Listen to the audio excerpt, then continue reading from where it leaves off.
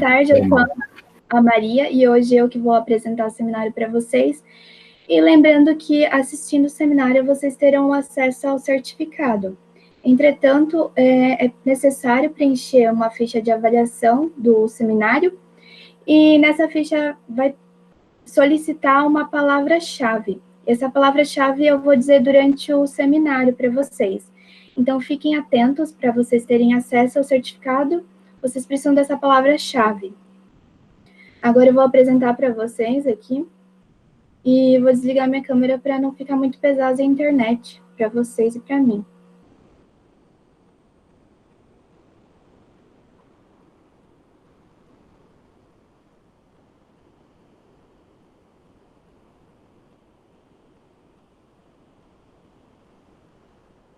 Lembrando que os certificados serão disponibilizados no nosso site. O site está aparecendo aqui, mas vocês podem ter acesso pelo nosso Facebook e Instagram. E hoje eu vou falar para vocês um pouquinho sobre a linguagem química dos insetos. Como eu já disse, eu sou a Maria Paula, eu estou no 3º ano de Química Tecnológica Bacharelado e também estou no meu 3º ano do Grupo PET. Falando um pouco sobre os insetos sociais, entre eles abelhas, formigas, vespas, cupins, o seu reconhecimento, a divisão de trabalhos e tarefas, e a divisão entre eles, os estudos de comportamentos, então, não ofereciam uma resposta satisfatória para a pergunta relacionada ao comportamento dos insetos. Então, observando apenas o comportamento deles, eles não conseguiam decifrar todos os indícios dos insetos. Então, começou-se a estudar um grupo de compostos químicos produzidos pelos insetos, chamados de hidrocarbonetos cuticulares, e também chamados de HCCs. Observou-se, então, que esses HCCs indicavam se as abelhas, vespas, formigas ou cupins era macho ou fêmea, operária ou rainha. Cada indivíduo, espécie e colônia apresenta sutis variações nas colônias e a sua composição de HCCs, e assim vamos diferenciar. Esses compostos também se mostram fundamentais para a divisão de tarefas entre as castas coesões das colônias. Dito isto, é a sinalização química introduzida pelas rainhas que mantém as operárias dedicadas à limpeza e à guarda do ninho ou à busca de alimento. Ao liberar HCCs, as rainhas indicam que estão férteis e inibem o ímpeto de acasalamento das operárias, para que só elas possam dedicar-se àquele momento. As rainhas abelhas, por exemplo, da espécie Meliponas, elas espalham seus HCCs sobre os compartimentos em que depositam seus ovos para sinalizar que as operárias não devem mexer ali. Então, elas vão ter exclusividade pela sua marcação, liberando HCCs. Produzido por glândulas subcutâneas, os HCCs formam a cera amarelada que reveste o esqueleto externo dos insetos. Essa substância é formada apenas por átomos de carbono e hidrogênios, organizados em longas estruturas lineares de ligações simples ou duplas entre carbonos. Então, cada inseto possui seus HCCs específicos, entretanto, eles variam entre estruturas de carbonos. A posição das ligações duplas entre carbonos varia segundo a espécie ou gênero dos insetos, e a variação das estruturas dessas moléculas permite o reconhecimento de indivíduos da mesma colmeia e a torna possível o dialeto entre eles. Então, eles podem se comunicar liberando os seus HCCs específicos da sua colônia. Aqui são alguns exemplos de HCCs. Como nós podemos observar, são estruturas simples de hidrocarbonetos, podendo apresentar algumas insaturações ou insaturações e variações entre o carbono, né? E ramificações. Algo muito importante entre eles é o contato, porque a comunicação deles vai depender desse contato físico. E também o reconhecimento entre as formigas, por exemplo, da mesma espécie ou da mesma colônia, vai depender do seu contato com a antena, principalmente na parte da cabeça, pois a antena normalmente fica na cabeça. Pois essas antenas, elas são dotadas de poros receptores próprios, né, que vão ter a capacidade de identificar esses HCCs. Entre os estudos, né, já foram detectados mais de mil espécies e tipos de HCCs, dados os nomes de feromônios superficiais ou de contato. São classificados os diferentes feromônios sexuais liberados no ar pelas fêmeas, adaptadas a procriar. Então, isso é muito importante para a procriação da espécie. Nas colmeias, por exemplo, os insetos sociais se comunicam principalmente através dos sinais químicos. E também fora da colônia. A primeira forma de comunicação entre as espécies é a visual. Se um inseto da mesma espécie ou de outra tentar invadir formigueiro, a formiga vai reconhecer como um inimigo e vai atacar. Outro exemplo também é quando é a luz, a vespa, da espécie Polistes, se reconhecem também por meio de sinais peculiares em sua face. Então, uma olhando para a outra consegue se identificar. A importância desses HCCs nós podemos notar nas vespas, que já possuem esses HCCs característicos da colônia em 2 dias depois que saem dos ovos, já que tem o contato com outros integrantes do grupo.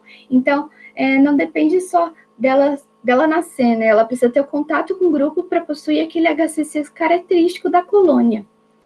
E a composição dessa substância pode mudar, variando da dieta, já que cada colônia tem contato com um tipo de alimento, um ambiente, e isso também vai dar a identidade dela e também vai influenciar na estrutura dos HCCs.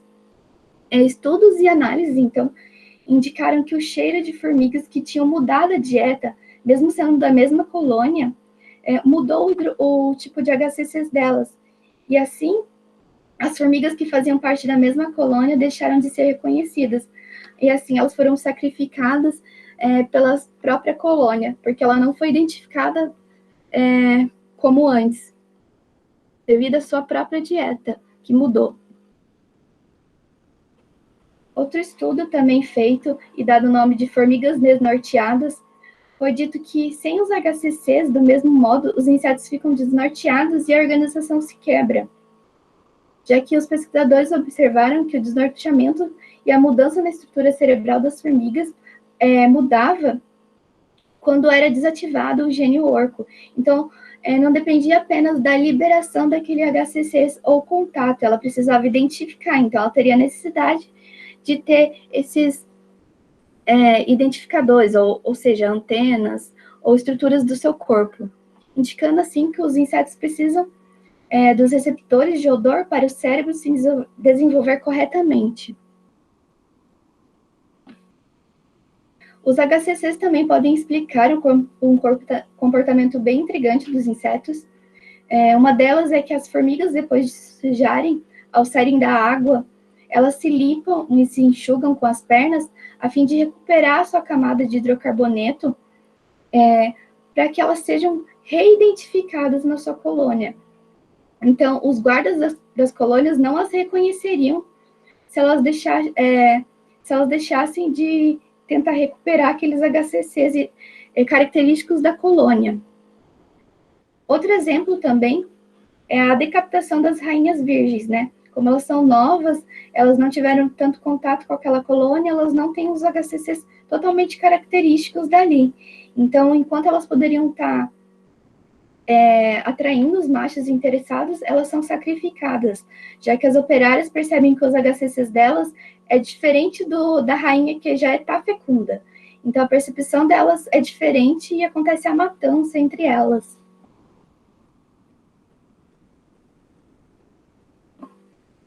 Dado os feromônios, a liberação destes são substâncias químicas secretadas por um indivíduo, que no caso é os insetos, né, que nós estamos tratando, que vai permitir a comunicação desses indivíduos da mesma espécie.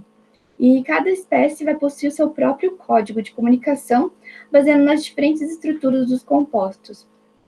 Assim, as formigas lava-pés vão produzir um tipo de feromônio, e as limão vão produzir outro tipo de feromônio. Então, as lava-pés não vão identificar as formigas limões. Então, muito menos as abelhas vão entender a linguagem química de um marimbondo ou vão entender a linguagem química de uma barata. Esses tais feromônios, então, foram identificados e isolados em 1959 por um pesquisador alemão chamado Butenandt, tendo sido o resultado de mais de 20 anos de pesquisa. O inseto foi a mariposa, né, do bicho da seda, e a estrutura química atribuída ao feromônio sexual dessa espécie foi conhecida como bombicol, o nome mais popular, ou mostrada abaixo. Então, essa estrutura, a estrutura de hidrocarbonetos, né, ela é bem simples, possuindo apenas duas insaturações, e na sua extremidade a gente pode identificar um alcool, dado o nome dela de 10,12-hexadecadien-1-ol, e mais conhecido como bombicol. Falando um pouco dos simioquímicos, ou também sinais químicos, são os feromônios que podem ser classificados de acordo com a sua função. Então, por exemplo, a gente vai ter o feromônio de marcação de trilha, que ele vai deixar o rastro químico, né, que somente será detectado e entendido por outras formigas da mesma espécie. A de alarme, que vai avisar outro membro da colônia de um inimigo que pode estar se aproximando. Assim, ela libera um odor. Um exemplo disso é a Maria Fedida, que ela vai liberar o feromônio de alarme com o seu odor. O de ataque, que é para avisar os outros insetos para atacar um intruso. A de agregação, que é empregada quando o inseto encontra uma fonte de comida ou um lugar novo para fazer moradia. E aí ele vai emitir um feromônio para atrair o membro da sua espécie para morar ali, ou pegar a comida que está ali. E uma das principais é as sexuais, que vai ser utilizado para atrair parceiro para a cúpula. E assim vai ser muito importante para preservar a espécie, através da procriação. Inicialmente, estudos indicavam que apenas as fêmeas emitiam os feromônios. Entretanto, hoje sabe-se que o macho também é capaz de produzir esses feromônios e vai depender de espécie para espécie. Então, alguns são a fêmea, outros são o macho que produz esse feromônio para atrair e para se reproduzir.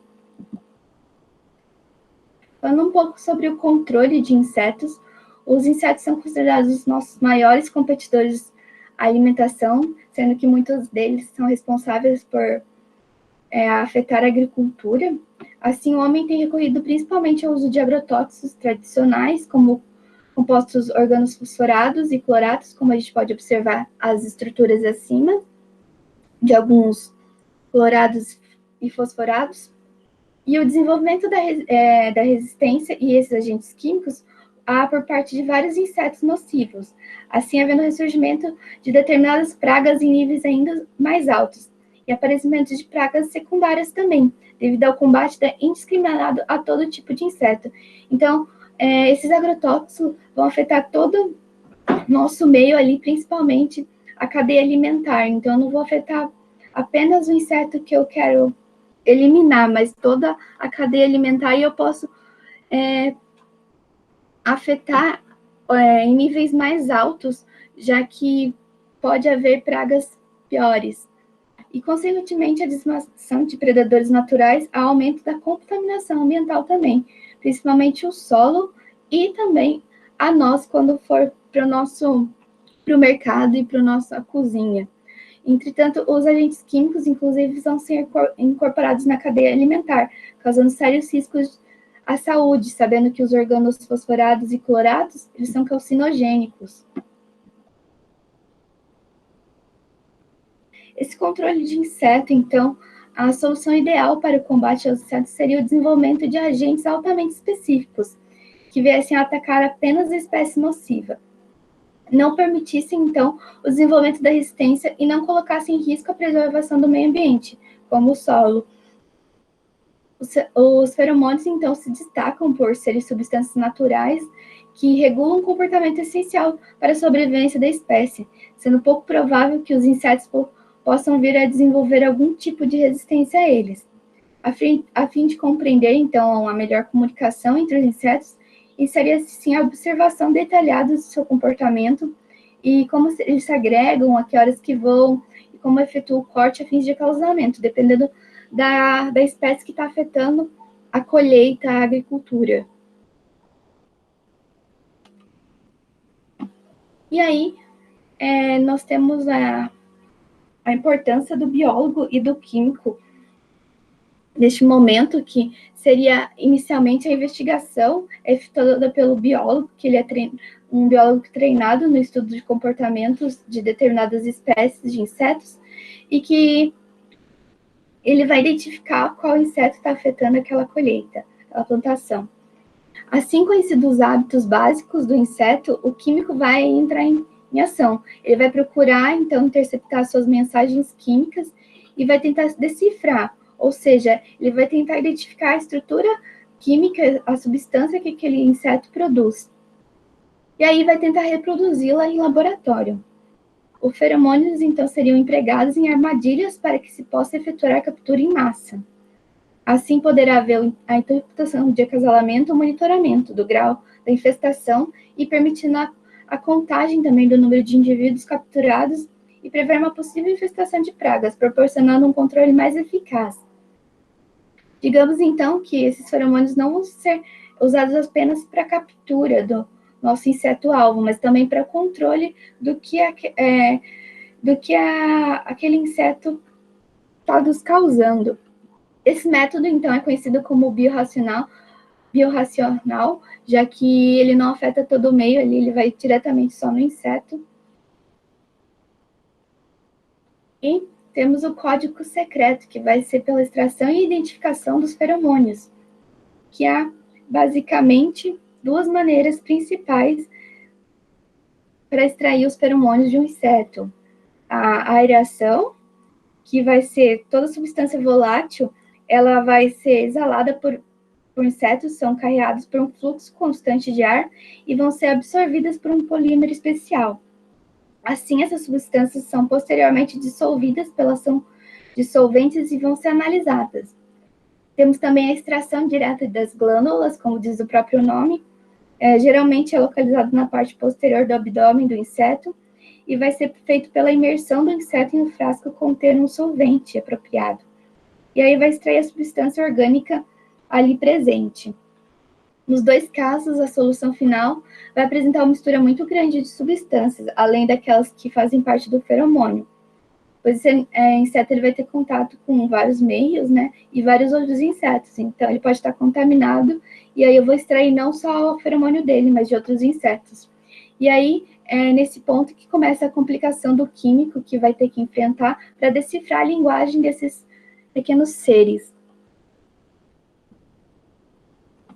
Lembrando, então, da necessidade da palavra-chave para vocês receberem o certificado, e essa palavra-chave é feromônio.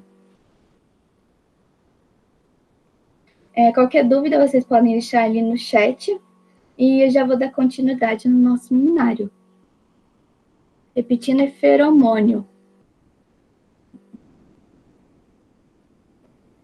Dada a importância das antenas, nós temos a eletroantenografia, que seria a antena do inseto é cuidadosamente estipada da base, e aí ela vai ser mantida em soro fisiológico, como mostra essa figura, a solução fisiológica, e aí vai ser posicionada entre dois microeletrodos de ouro de capilares conectados a um amplificador, e de forma que vai permitir a medida da diferença de potencial entre os microeletrodos. Mas por que a necessidade dessa diferença de potencial para a gente? Então, quando uma substância ela faz parte do feromônio do inseto, a antena ela vai responder por meio de estímulos específicos. E aí vai fazer com que haja uma diferença de potencial nas antenas dela. E aí vai ter uma variação que vai poder ser notada. A variação pode ser amplificada e aí vai ser representada graficamente no registrador adequado. Se uma antena for submetida simultaneamente a uma mistura de substâncias, não se pode saber quais são as ativas, uma vez que todas estão agindo ao mesmo tempo. Assim, a mistura de substâncias posteriormente é isolada e é injetada em um cromatógrafo a gás, e as substâncias são separadas numa coluna cromatográfica para poder identificar cada substância que eu estou trabalhando ali. Aqui é o gráfico que nós podemos obter com esses microeletrodos. Aqui são os picos onde foram identificados esses feromônios em maior quantidade. E aí, em cada pico detectado, pode se associar a resposta da antena, funcionando como um detector biológico. E a partir dessas informações, o químico deve se preocupar, então, apenas em determinar a estrutura química do composto que foram ativos na antena, identificar a estrutura química do feromônio. O químico, então, poderá sintetizá-lo em laboratório, ao ser identificado, e pode submetê-lo a ensaios biológicos para certificar-se de que foi corretamente identificado. Essa certificação vai ser feita submetendo ao inseto, né? Entretanto, muitos feromônios foram identificados incorretamente, quando amostras sintéticas produzidas em laboratório, obtidas foram submetidas ao inseto. E aí esses insetos acabaram não respondendo a esses feromônios, entretanto, foi dito que foi sintetizado erradamente, erroneamente, ou que foram identificados erroneamente, não são aqueles feromônios que são daquele determinado inseto. A privacidade deles, podemos dizer que mesmo com a enorme diversidade do inseto, né, cada um possui a sua, então vai haver uma comunicação química que vai se fazer sem nenhum problema de interferência externa, utilizando-se um grande número de substâncias químicas com estruturas igualmente variadas, e uma complicação adicional que vai garantir a espécie diferentes de não interferir na comunicação de um determinado inseto. Então, cada espécie vai produzir o seu tipo de feromônio em quantidades determinadas que não vai afetar ou interferir a comunicação de outros. Na maioria das vezes, os feromônios é constituído por mais de uma substância química e apresenta uma proporção definida entre todos os componentes. Aqui, nós podemos observar alguns feromônios de determinadas espécies, e existe sim espécies que produzem apenas um tipo de feromônio, como a mosca doméstica, mas há outros que produzem mais de 4 feromônios. A maioria deles são cadeias de hidrocarbonetos simples, né? Mas possui sim algumas estruturas mais complexas, como essa última aqui, que é o componente principal do feromônio sexual do percevejo de soja, e ela foi isolada a partir de um inseto brasileiro. Aqui, como já dito, a mosca doméstica, o feromônio dela, ela produz apenas um feromônio, e é bem simples. Entretanto, temos a mosca oriental da fruta, que ela já produz 4 feromônios, e elas são um pouquinho mais complexas, e mostra a dificuldade de identificar 4 estruturas e a quantidade determinada dela. Temos o bicudo do algodão também, que ele é bem diferente, que ele apresenta 4 estruturas. Entre eles temos aldeídos e alcoóis. O bicudo do algodão é esse insetozinho na figura. E, entre outras estruturas, nós já podemos identificar também epóxitos, cetonas, ácidos carboxílicos e amidas, além das cadeias simples de hidrocarbonetos.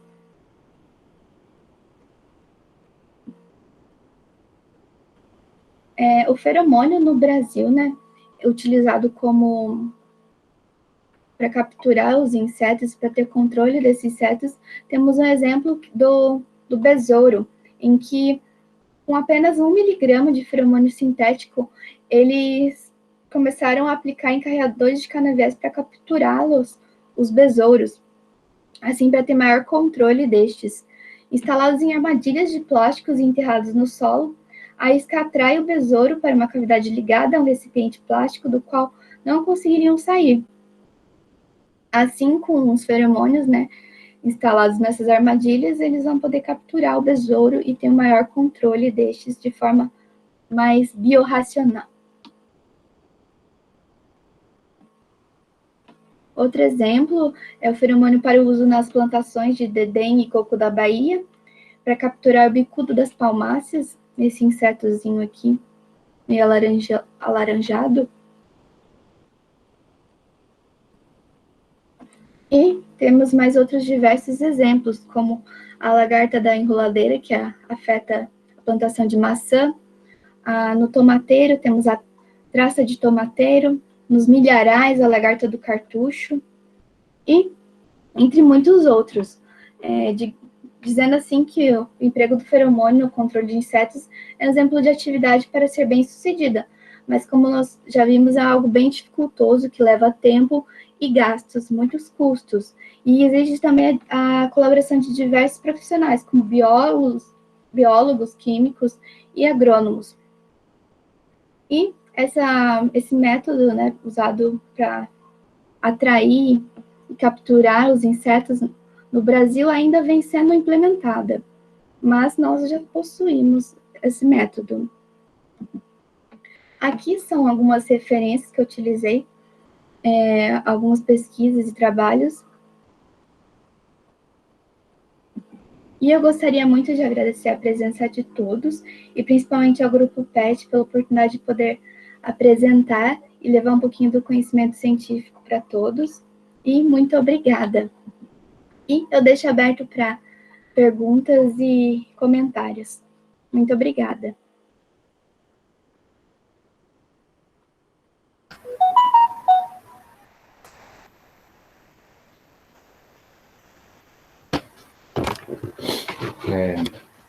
Parabéns, Maria, ótima apresentação, mostrando aí as possibilidades, né? Eu acho que fica muito claro as possibilidades do químico, né, interagindo em diferentes áreas.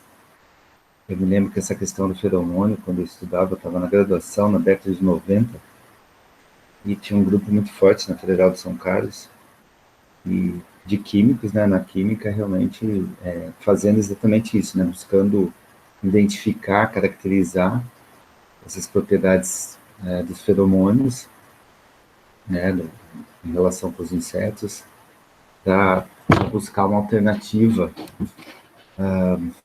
mais ambientalmente correta, né, certo? Em linhas gerais, para que se diminuísse o uso de agrotóxicos, e isso a gente pode ver que hoje, com certeza, passa a ser uma demanda grande, porque aqueles que conseguem produzir um alimento com menor concentração, menor quantidade de resíduos de agrotóxicos, com certeza esse alimento tem um valor agregado muito maior. Então, dentro até da perspectiva da agricultura orgânica, da não utilização, né, de agrotóxicos, então um caminho seria os feromônios, mas como você salientou bem, as dificuldades encontradas, porque leva um bom tempo para desenvolver, né, para conseguir identificar, e a demanda, então, né, de várias áreas interagindo, biologia, química, engenharia, agronomia, né, parte de tecnologia, né, de desenvolvimento de produtos, e por aí vai. Então é muito legal o quanto a química fundamenta todas essas aplicações, né, e quanto ela tem essa relação com todas essas áreas, né, isso que a gente tem visto mais, isso acaba impactando diretamente no trabalho de cada um de nós, dentro da universidade ou fora, que a necessidade de da gente não poder, né, fechar no nosso mundinho ali, então tem que estar interagindo com muitas outras áreas para que assim esse conhecimento fique cada vez mais importante para a sociedade, né? Maria, bom, eu não sei se alguém gostaria de abrir o microfone e fazer alguma pergunta. Eu posso falar? Vai lá, Em manda ver. primeiro lugar, eu queria agradecer, né, poder participar de mais um seminário aí do PET, e parabéns, né, para Maria pelo seminário, um tema bastante interessante e um tema que despertou interesse, porque o que tem a ver insetos com a química, né? Então, eu acho que deixou aqui uma curiosidade grande para todos, pensando no seminário. É um tema bastante interessante, bastante importante, principalmente na questão do uso dos pesticidas, a gente sabe que é muito mais fácil utilizar o pesticida IOX se tem utilizado em massa e sempre, né, muito mais, porque é muito mais fácil, e as empresas têm uma importância nisso, porque já são tecnologias desenvolvidas, então não precisa investir dinheiro, mas tem um grande impacto aí no meio ambiente. E a importância é que existem alternativas, né? Que sejam mais ambientalmente corretas, como o Sandro falou, porque não existe nada que não provoque algum impacto ao meio ambiente, mas é mais ambientalmente correto. Só que demanda muito estudo, né? Muito investimento em ciência e tecnologia. Então, acho que é importante a gente ter conhecimento disso e divulgar que existem outras alternativas, mas que precisa investimento nisso. Uma coisa que eu queria destacar aqui, então, como professora da Química Analítica, que tem alguns alunos meus aí assistindo, é que só para reforçar que a Química Analítica ela é multidisciplinar, né? Então, o químico orgânico, o engenheiro, o agrônomo, precisa de ferramentas para fazer quantificação e identificação desses compostos. Então, nesse sentido, Maria, eu queria te fazer uma pergunta. Você falou sobre um método para a determinação desses feromônios que o químico usa, que foi a cromatografia gasosa. Você poderia explicar como que funciona? Oi, professora, muito obrigada. A cromatografia gasosa, né, ela é utilizada para um equipamento, né, então ela vai ter necessidade como a gente falou, pela imersão de solventes, né, então vai ter a dissolução daqueles compostos e ela vai ser inserida na coluna cromatógrafa. Então, dependendo da atração daqueles compostos com aquela coluna, ela vai ser liberada, né, e vai apresentar os picos, né, da sua concentração. Então, por exemplo, a gente viu que tem uns picos que são maiores, que são onde foi identificados os feromônios. Então, foi ali onde a cromatografia, o composto passou primeiramente, a gente pode identificar, e aí a gente pode também fazer análises comparando com a literatura, né, aqueles picos, os comprimentos de onda, né, e que composto a gente está se tratando ali daquele feromônio. Então, só para reforçar, né, a cromatografia gasosa, você tem um processo, você tem uma separação, né, porque você pega a amostra, você vai ter, como você falou, tem vários compostos juntos ali, né, então, na cromatografia você vai separar e depois você precisa de um detector. E você comentou, né, do detector biológico. Eu achei muito interessante. Com microeletrodos, que eles também vão apresentar picos como na cromatografia. Então, achei bem interessante isso. Então, era isso, Maria. Parabéns novamente. E acho que vocês estão de parabéns aí, os seminários. Todos estão ótimos os seminários de vocês aí. Eu até lembrei, professora, que a senhora comentou, né, dos agrotóxicos serem já bem conhecidos, entretanto, o tratamento para esses agrotóxicos ainda são um pouco desconhecidos, né? Então, eles só vão afetando o meio e depois não conseguem tratar, porque ainda não tem esse conhecimento. E aí falta investimento. A gente tem um sério problema, né, com os pesticidas, porque os processos convencionais de tratamento não dão conta, e principalmente que, né, eles são carreados né, superficialmente pelas chuvas, vão parar lá em reservatórios de água, e depois essa água captada, o sistema de tratamento não dá conta, sendo que a gente, né, se depara com algumas notícias que nem, se eu não me engano, ano passado, teve o Repórter Brasil, que fizeram análise no Brasil inteiro, e eles acharam em água de torneira agrotóxico, vários tipos de agrotóxico. Então, eu até lembro da Paloma, do nosso grupo de pesquisa, que estava horrorizada que em Palmeira, a água de torneira tinha pesticida. Então, isso está claro que o sistema de tratamento não dá conta de remover essa substância, e é importante a gente, só gostaria de salientar que, lembrar que todas essas que foram detectadas estavam abaixo do limite permitido por legislação no Brasil. Mas o Brasil tem uma legislação muito generosa, onde os valores são muito menores do que os valores que são exigidos lá pela, por exemplo, Só União eu que não estou Europeia, ouvindo? né?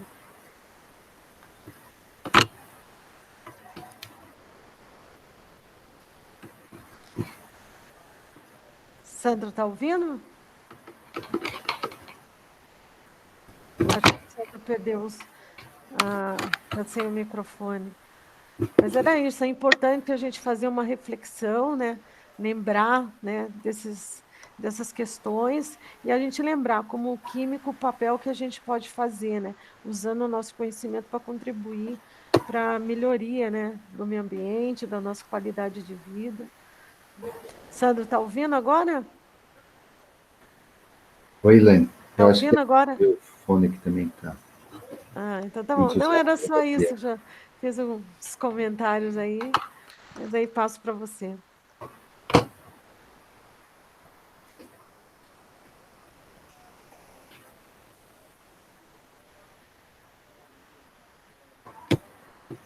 Oi, Elaine. Oi, Pessoal, tá escutando agora, Sandro? tá bem baixinho para mim.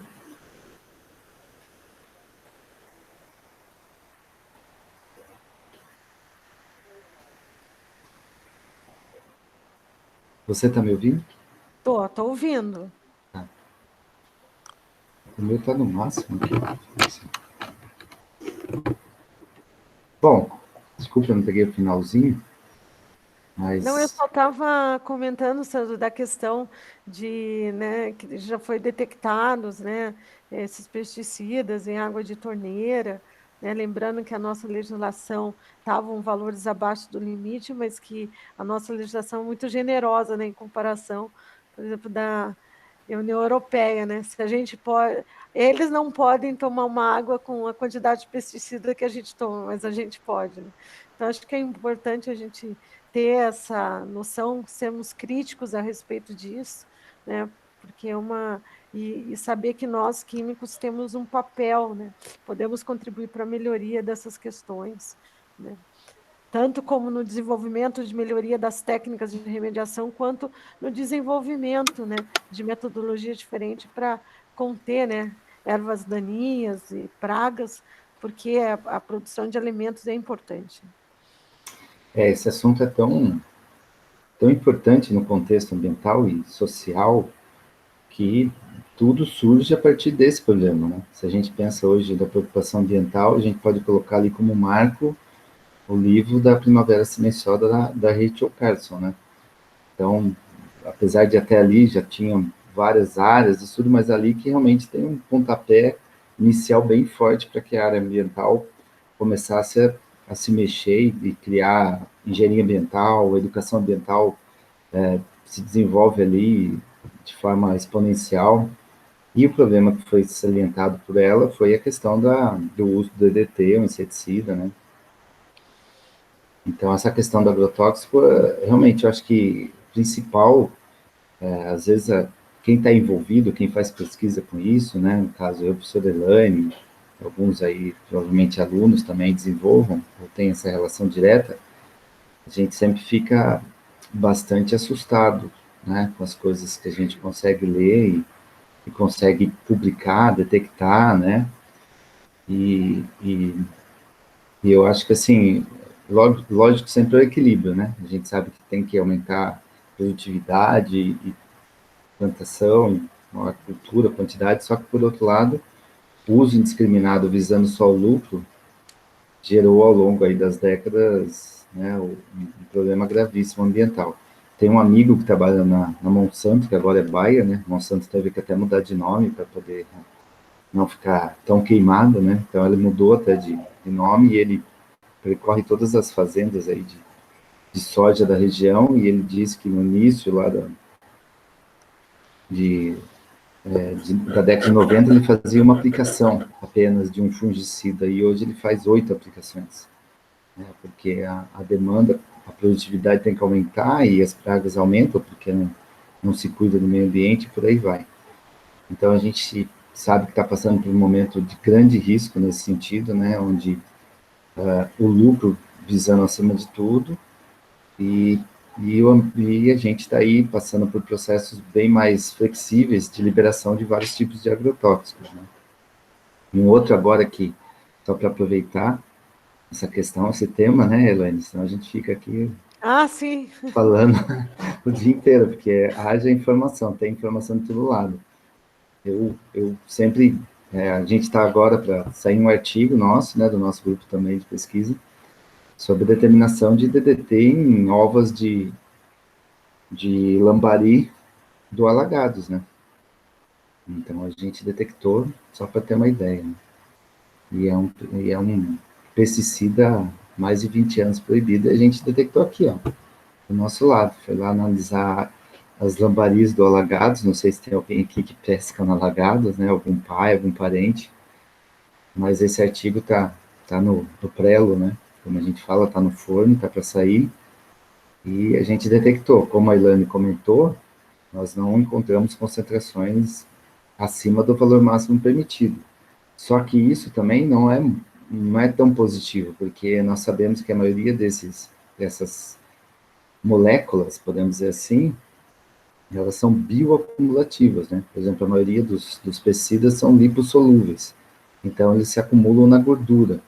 Então, quando a gente não consegue eliminar dentro do metabolismo, eles acabam se alojando nas partes gordurosas do nosso corpo. Isso tem muitos estudos que mostram mesmo. Isso a gente já vê quando vai fazer a análise de um peixe, por exemplo. Consegue detectar também na parte gordurosa, né, dos tecidos gordurosos deles. Né? Então, assim, mesmo que eles estejam um valor abaixo do valor máximo permitido, se a gente consome com uma certa frequência, isso vai se bioacumulando e, com o passar do tempo, a gente vai sofrer as consequências, assim como se a gente tivesse contato com uma concentração alta de uma vez. Então, aquela coisa, eu tenho de uma vez só, ou consome ao longo de décadas e acaba tendo um efeito deletério da mesma forma. Por isso que a todo ano, a área de toxicologia, com os estudos que vão aparecendo, vão cada vez mais diminuindo as concentrações, igual a Elaine comentou, né? Então, hoje a gente, por exemplo, glifosato, que é um herbicida de amplo uso, utilizado no nosso famoso mata-mato, a gente tem uma concentração permitida aqui 500 vezes maior do que é permitido na União Europeia. E daí, não, porque eles são chatos demais? Ou é só a gente pensar um pouco, ou será porque eles já viram que com aquelas concentrações mais altas, o efeito tóxico desse herbicida, né, o famoso Roundup, né, que até da questão da Monsanto mesmo, o glifosato, essa concentração alta causa efeitos tão tóxicos, né? E até foi tão provado isso que recentemente um americano conseguiu aí uma indenização bilionária porque adquiriu câncer, mostrando que ele usava muito na casa dele lá como para controle de pragas, né? Controle do mato lá da casa dele, na grama dele, e ele conseguiu provar que foi devido ao uso desse glifosato que ele ficou com câncer. E conseguiu uma indenização bilionária, né? Não sei se vocês acompanharam. Mas por aí vai, né? Tá bom? Mais alguém quer comentar alguma coisa?